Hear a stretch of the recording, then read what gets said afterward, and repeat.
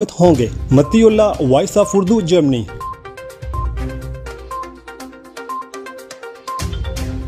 Young journalist society international मुंतका शर्किया की जानिब से एक पुरवकार तकरीब का इनकाद किया गया। मजीद जानते हैं रियाज से इम्तियाज अहमद की इस रिपोर्ट में। अक्सर लोग हमसे ये सवाल करते हैं कि सऊदी अरब में पहले से काफ़ी मीडिया फॉर्म्स जो है बने हुए हैं, तो एक नए फॉरम बनाने की क्या ज़रूरत है।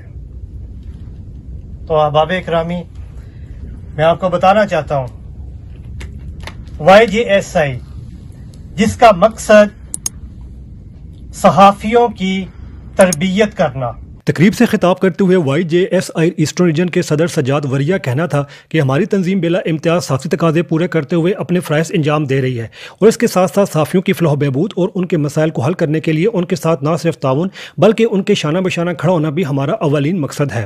तकरीब से एहसन मलिक, याकूब सैफ़ी, जवाद अहमद, सुमेरा हामिद, लीना खान और दीगर मुकर्रीन ने नेक ख्वाहिशात का इजहार करते हुए कम्यूनिटी की फ़लाह बहबूद के लिए मिलकर काम करने पर जोर दिया। तकरीब में नामजद अरकान young journalist society international region का ऐलान भी किया गया और असनाद भी दी गई।